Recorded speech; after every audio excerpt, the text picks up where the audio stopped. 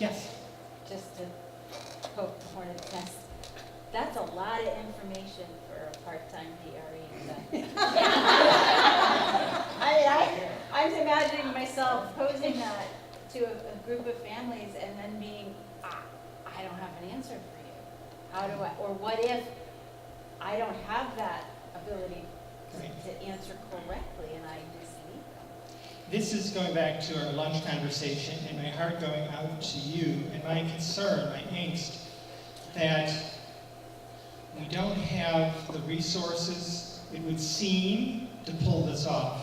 Yeah, I mean, it's great, I love it, I agree with you 110%, but I've got 50, 60 parents staring at me with their arms crossed, looking at their watches and their cell phones going, gotta go, give me my packet. So maybe I gotta go. So tomorrow we're going to do some practical stuff on that. And so maybe you don't go where you can't go because it's just biting off more than you can chew. Yeah. And you do what you can do. You can do something. Okay. You can do, don't you think, with what we're doing here, there are going to be some things you can do that raise your game, raise the bar for the parish, and some good things will come of it. This is beyond my pay grade to be able to figure out how, with such limited resources and part-time, that we turn this massive aircraft carrier around. That's what we're trying to do. Yeah. This is where it comes back to that surrender prayer. This is too much for us. And maybe it's only when we come to recognize this is beyond me. This is beyond us. This cannot happen by our wits. This renewing the church cannot happen by our hard work and our smarts and our talent. It can only happen by the grace of God. And that we radically throw ourselves down on the floor before God and say, I am not enough for this. We are not enough for this. Help us, save us. You are enough for us. Imagine if we get to a place where we're able to say in a way that we've never said before, this is not about my abilities or our staff's abilities.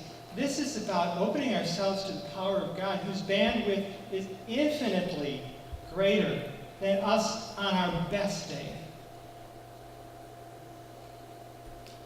It may take a spiritual breakdown.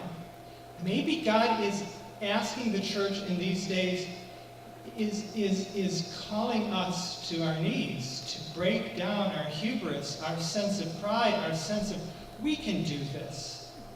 The truth is, no, we can't. But God can, and God has called you to be a part of it. What a beautiful way to spend tomorrow, next week, this coming year, doing what you can on the most important thing that exists on the face of the earth. This whole conversation of salvation in Jesus Christ. You get to every day wake up and go to work and be part of this in your small, pathetic, weak, lacking way. Maybe that's the takeaway that I'm getting here, is that this is too much for us. And so we must surrender. And then what God may do through us could just blow the lid off of the whole thing. But not until then. Maybe not until we get to that point, that radical point of surrender. Can you attend to that in your life? Radical surrender. That maybe I've been doing it all wrong this whole time. It's not me. Maybe only one person. One person at a time. 30 parents of your congregation. That's right. That's right. Jesus, in 3 years, got 12, he always said. And they weren't so reliable in the end anyway. So who are we to think that they're just going to all fall down at our feet? But you get the one. Joe Ferracci, Norma Garcia, I can name some of the people in my parish ministry. I know that God got them and moved them, and I was a part of that. And I will always have them in my heart as gifts from God, a confirmation that those were good years of good ministry that made a difference.